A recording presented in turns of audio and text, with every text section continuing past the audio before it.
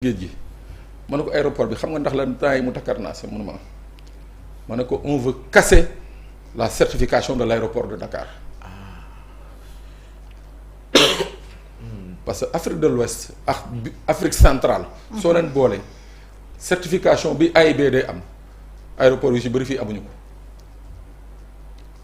c'est-à-dire gage de sûreté ak sécurité bi aéroport bi am moom la ñu bëgg a casser c'est-à-dire on veut casser l'image du Sénégal mais il faut vraiment être un malade mental pour xalaat ni que avec le matériel high-tech bi nekk aéroport mun nga fa jaarale 40 kilos cocaïne. Il y a une volonté de nuire. dang ñu doon wax ni am na ci ñoo xamante ne nekk nañ plus de 20 ans. xam nañ naka la ñuy def les arcades fu neex ba daanaka la ñu bëgg a coppi ci ay soog duñ ko mën a def. fan lañ ne ak ñoo ñan. Nabou dafa am ñi nga xam ne. Pape boo laajee question bu neex day kontaan bu lay tàpp du ko tey ay non jox ma saa. xam nga on met le focus tey jii sur justement un DG sur un ministre sur un truc ñun on met le focus parce que ñun loolu la ñu gis ni que mooy doxal état mais non mais il y a des gens encore beaucoup plus puissants que ces ministres et ces DG. Quand je dis puissant mooy ñooñu la ñu yore ci doole. ministre bi bu matul da ngay daw ci gannaaw waa jooju. ñooñu nag je dis voici des gens yi nga xam ne mënuñu nekk fii servir fi am fi ay posture daal di nangu ay affaire nangu c'est-à-dire nangu mooy que tey ñu nekk fii may tux Ibrahima Kaas ne Pape Sané mu ngi tux benn joint ñu mettre ko à l'écart parce que man frère Yankoba la ñi si des ñëpp noppi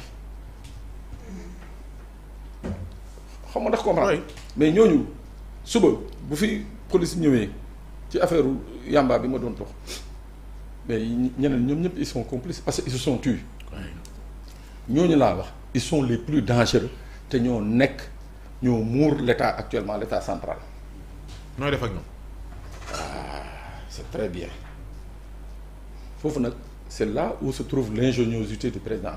Je ne vais pas trahir un secret, je dis les choses telles que je les ai apprises. Le président il a tellement compris que ñii boo leen buubee léegi nii da ngay créer une nouvelle manne financière mooy maanaam doo leen dugal fenn mais tu es obligé de les payer. moo tax bi ñu doon wax cette affaire d'appel à candidature dañ ko teel a wax rek loolu moo leen jural coow lii mais buñ ko noppi woon ba togg ko ba mu ñor nii daal di lancer cet appel à candidature dana doon am njeexital gu bëri ces gens c'est des multimilliardaires seen président mooy kan mooy ancien président du Sénégal. waaw seen milliards ñoom dañ koo liggéey wala dañ koo luxus. waaw dañuy dóor nga amul luxus. mooy ñi ngay romb ci dëkk bi rek oto bu bees bi njëkk a génn ñoom ñoo koy dawal fii. yoo xam nga da nga révolté moo tax duñ la may oto mais sinon boo doon kii ñu may la oto. may la tey loolooy dëgg. yoo xam nga da nga kii loolu la boo doon xaw a raayante ak ñoom lii rek léegi bu ñu waxee nga ne kii il est beau il est gentil. man mi ñu yoon ñuy saaga kay xam nga. waaw moom laa la wax boo doon kii quoi. ñun ñii waaw. waaw soo doon def ni am ñu may la. may ak ñoo gaaw ci may oto ak terrain. waaw mais dafa am nu ñu koy may ak ñu koy may. voilà dañ ci gaaw. yéen du ngeen am alors ces gens là. garaawul tànk yu pënd. tey ñoo nekk actuellement au pouvoir. kuy seen njiit. le président Macky Sall. jiite Sénégal avant muy jiite Sénégal nekk 10 ans. au cœur de l'état du Sénégal. baax na waxi may baa ngi ñëw. au cœur boo fàttaliku la fameuse phrase de dem si yàlla Djibo Ka mu ne du haut du ministère de l'intérieur je survole le Sénégal ku ma nar a yàq man j'ai le temps de faire sauter 7 fois la République Macky Sall a été ministre de l'intérieur et son passage au ministère de l'Intérieur il l'a utilisé d'une très mauvaise manière. c'est-à-dire. xam nga njiit sa askan boo koy gérer ne prends pas le mauvais côté des gens da ngay jël le bon côté des gens pour les parfaire mais boo jëlee le mauvais côté des gens pour les administrer c'est le résultat qu'on a eu sous les 12 ans du président Macky Sall mooy que chaque Sénégalais a un prix tu acceptes d'être acheté c'est bon, tu n'acceptes pas tu n'es pas un bon Sénégalais. C'est comme ça qu'il a géré le Sénégal. tey ñu ne la kooku qui a détenu les habilitations les plus élevées au Sénégal qu'aucun Sénégalais n'a jamais détenu. ñu ne la kooku tey il travaille pour le président français. moom maanaam ci fiche de salaire u Élysée moom da ciy bokk dañ koy fay la fonction publique française da koy fay le budget français da koy fay. ñu ne la kooku mooy kan ñu ne la kooku mooy président de l'APR. mais kooku il est sorti de ce pays malgré lui. loolu la pas wax naan ndax di nga gis ku jóge ci nguuru États-Unis wala Russie xëy suba di liggéeyal kenn ci ñoom wala nga jógee France sax dem di liggéeyal Russie wala États-Unis. non foofu sori na Mali gii. Mali bii ñu jege. oui xanaa ATT bu ñu coup d'état mu génn ñëw toog fii benn njiitu Mali génnul Mali duñ ko nangu. ak kii de waxuma la génn mais c'est extrêmement grave. GP di gàddu bagage yu bëri. mais te ko mën a la l'homme le c'est-à-dire celui qui détient les plus hautes habilitations c'est-à-dire yow xam nga. bu ko neexee mën nañoo rey.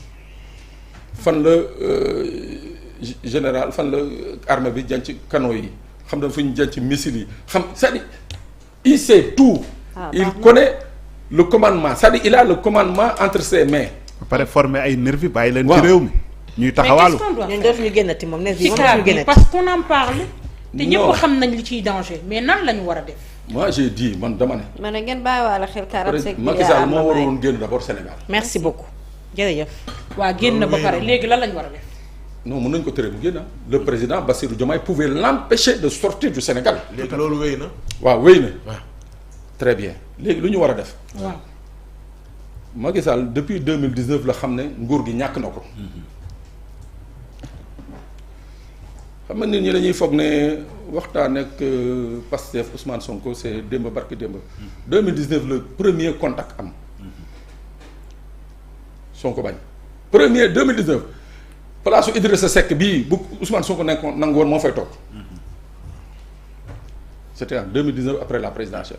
À partir de ce moment Macky Sall savait qu'il allait perdre le pouvoir. Tu sais j'ai dit que il a été ministre de l'Intérieur. Macky c'est quelqu'un qui maîtrise le cadastre c'est-à-dire électoral comme ni ko waxee dafa moom c'est un féru de renseignement moom balaa moo kontaan rek mooy mu xam Pape Ousmane fan lay jaar ku muy waxal nu muy defal c'est ça son dada.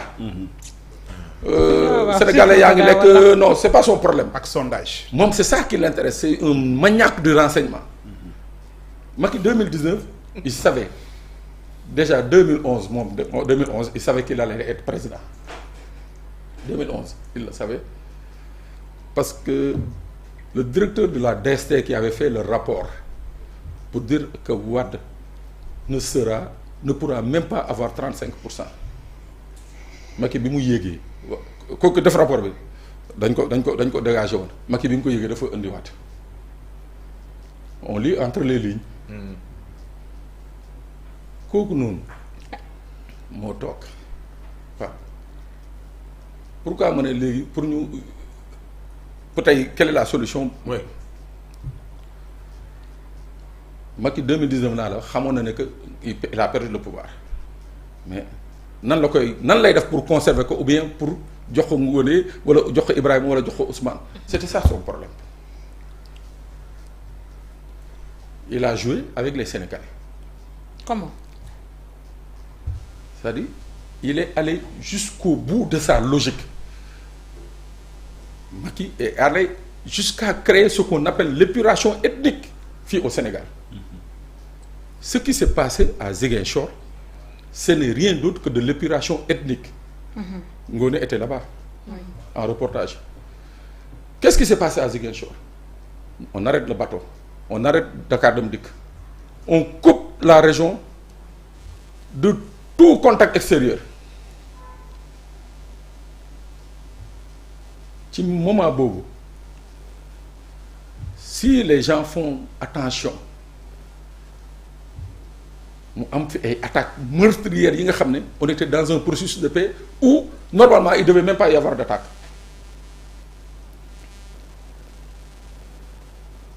c'était quoi? C'était susciter une certaine haine, une certaine violence. Nit ñi jóg bi fipp. C'est ce qu'il a cherché. Quel échec? Mais malheureusement, ça n'a pas marché. Ah oui. Yàlla ko ëpp doole. parce qu'à un moment donné même arrestation bi muy am xale yi dañ ne xeexuñu ñoom. C'était justement, c'est-à-dire il est allé jusqu'au bout de sa logique. te man am na ki nga xam ne il est cadre de PASTEF, je veux pas citer son nom parce que peut-être il n'aimerait pas, mais man 2020 2021 bi affaire Adji Sarr bi commencé laa ko ne vous faites très attention mun ma ne ko waa ji mun ma ne ko dina dem ba ay bakkan rot wallahi azim te bi ma koy wax le même soir je suis revenu m'asseoir à la télé à Walf, j'ai dit ma ne leen bu ñu arrêté wul lii fii 19 heures des vies vont commencer à tomber et quand ça va commencer à tomber le sang appelant le sang on risque de se retrouver avec des dizaines de victimes. Effectivement l'histoire nous a donné moo tax Macky est allé jusqu'au bout de sa logique. Comme il est allé jusqu'au bout de sa logique maintenant ñun li ñu bëgg a xam mooy naka la ñuy def. génn na dem na waruñ ko woon bàyyi mais dem na. maa ngi ñëw yaay booy. gis nga tous ces préfets là sous-préfet gouverneur. waaw. commandant de légion commandant de compagnie. commandant de brigade. commissaire de police. directeurs tous ceux qui ont eu maille à partir c'est-à-dire leurs mains ont été trempées dans ce qui s'est passé parce que il a fallu toute une chaîne ah c'est pas que Macky a décidé rek affaire yi am c'est parce qu'il y a eu toute une chaîne. À un certain moment dans certaines parties du Sénégal le commandement avait échappé c'est-à-dire quand on parle du commandement mooy am na ay fa nga xam ne bu ñu ne pas Ousmane gouverneur bi wala préfet bi bañkat la on retire le commandement c'est-à-dire il y avait un commandement parallèle lii xew Pape Ousmane du yëg quand on dit que Pape Ousmane moo war a délivrer une réquisition spéciale ou une réquisition particulière ou une réquisition générale ñu ne non dañuy yéexal écarté ko ñu écarté Pape Ousmane les ordres venaient directement de Dakar moo tax ma ne c'est-à-dire il est allé jusqu'au bout de sa logique. D'accord. Léegi il est parti. Avant de partir il a posé des jalons qui faisaient que moom kenn du ko àtte ay nitam kenn du leen àtte la haute cour de justice qui devait être la première formalité du Parlement de l'Assemblée nationale.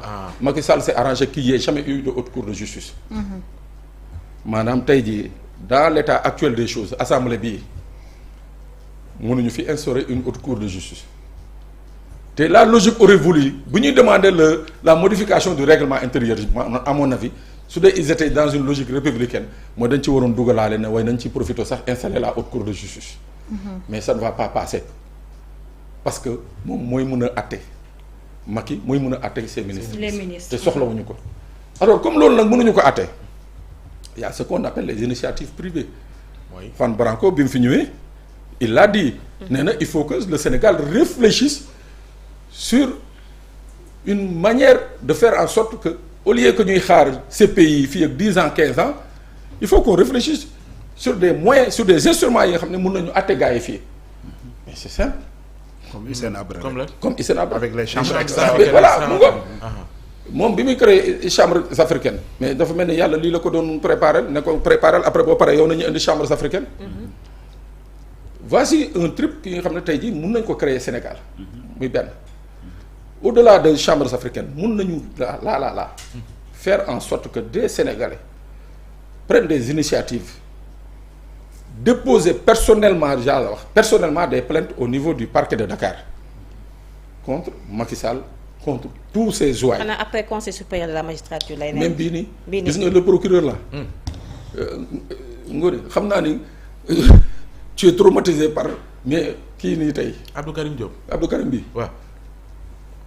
suñ ne ko damal jëli ji Macky Sall tey ou bien damal ubbi une enquête là fait convoquer les proches de Macky Sall li yëg lii ceux qui sont pas assujettis qui sont pas justiciables devant la haute cour de justice ñeneen ñi nii kuñ fi bëgg kuñ ko sant mu dem jëli ko da koy jëli ji les gens ont envie parce que c'est toute une vie la page Macky Sall c'était 12 ans ñoom en 3 ans ils se sont rendus tristement célèbres Abdou Karim Diop il lui reste quoi 12 ans ou 15 ans ou 17 ans 20 ans de carrière mais il va pas rester là dans un bureau du ministère il a envie d'être un magistrat qu'il est et pour ça c'est-à-dire ñoom ñëpp ils ont besoin de redorer leur blason ñoom ñëpp tant qu'ils sont alors moo tax ma ne on doit initier des plateformes yi nga xam ne sénégalais yi ñooy dem di porter plainte on va obliger le parquet à se saisir on va obliger le parquet à ouvrir des informations parce que bu ñu ko bàyyee nii man li may ragal quand j'entends le président dire man nekkuma ci fayonto ku ma xam non je dis ça c'est pas bon quand j'entends le premier ministre dire que man baale naa je dis non ça c'est pas bon c'est pas de bon discours c'est pas de bon discours parce que ñoom ay leader nañu dafa am une opinion bi nga xam ne moom lañ doon dégager tax des millions de Sénégalais topp leen te jii ces millions de Sénégalais aspirent à une chose qui est essentielle qui est la justice Mami a bien fait de dire que Sénégalais lu ñu gën a soxla tey jii c'est d'être sûr que lu leen metti mën nañ ko faj ci dëkk bi ak koo mën doon ak koo mënti doon mais voici la porte qui est ouverte voici la main qui est tendue au président de la République c'est-à-dire ouvrir des informations fii à Dakar mu am suite mu bañ am suite tey mais suba wala gannaaw suba y aura des suites là nag bu boobaa nag quand on nommera un nouveau procureur de nouveaux juges fekk na ñi commencé nañ liggéey bi parce que y en a dans les commissariats dans les brigades là y en a qui sont pressés que ces affaires là soient vidées dañu bëgg xam les gens veulent savoir y en a qui sont dans les brigades dans les commissariats dans les unités d'enquête ñoom tey li leen gën a intéressé mooy ils ont envie ñu lâcher leen qui mènent des investigations parce que tamit c'est des trucs yi nga xam ne tey c'est peut-être 5 10 20 40 50 FDS qui sont impliqués mais tey booy tudd ñoom ñëpp ngay tudd donc les gens ont envie que les Sénégalais comprennent ce qui s'est passé tant que les Sénégalais ne comprennent pas ce qui s'est passé Nabou tu sais le danger qu'on court je l'ai dit la dernière fois mooy que on a créé un syndrome entre FDS et population te c'est extrêmement dangereux de laisser cette situation continuer mooy ma continuer di xool Ibrahima Sall comme un ennemi. un chien de faïence. gis nga loolu c'est-à-dire à la moindre étincelle j'ai peur qu'on vive encore des moments pénibles il faut que loolu ñu étouffer ko. et pour étouffer ça il faut que qu'on permette au FDS de continuer d'avoir la latitude de mener à bien leur mission c'est-à-dire sans pour autant am benn chape de plomb bi nga xam ne moo tegu seen kaw. D'accord. Et pour ça il faut que les Sénégalais aussi soient sûrs que ceux-là sont ici pour nous ñii nekkuñu fi pour président Diomaye nekkuñu fi pour premier ministre Ousmane Sonko mais ils sont là pour nous ñaar yooyu bu ñu ko créé wul si on réussit pas à faire la symbiose je te jure nous ne sommes pas en paix dans ce pays. Et pour terminer Amadou Ibrahima l'a dit. Ibrahima. Je parle même pas des nervis Ibrahima moi ce qui me fait le plus mal je dis il y a une infraction continue qui est là dans ce pays. Depuis 2021. ci wolof. ma ne dañu nekk ci depuis 2021 dafa am benn infraction bu ñu naan infraction continue bu nekk ci dëkk bi. mooy maanaam dafa am ay gànnaay yu fi dugg ñu gis ay nit yor ko. ñu gis les FDS génn def conférence de presse ne ñii bokkuñu ci ñoom. mais ba tey jii gisuñu procureur de la République ne jàpp nañu gànnaay yi jàpp nañu nervi yi yore woon gànnaay yi gànnaay yaa ngi béréb sàngam. gisuñu police daal di sorti def communiqué ne gànnaay yi jàpp nañ ko ñu ngi nii ñi yoroon gànnaay yi jàpp nañ ko gisuñu gendarmerie wax ko ça veut dire quoi dans mon raisonnement mooy gànnaay yi ñu ngi continuer de circuler au Sénégal ñi yore woon gànnaay yi ñu ngi continuer de circuler au Sénégal. vous vous en souvenez. mooy. defuñu tribune man ak yow. waaw wax laay ngànnaay yu ñu jentoon primature building administratif. mooy li muy wax di rek maa ngi invité Sénégalais yi ñu dem YouTube ñu xool vidéo yi c'est-à-dire ñun li ñuy wax foruñu ko et il a parfaitement raison que Macky Sall ngànnaay yu bëri la jëndoon recruter woon ay nervi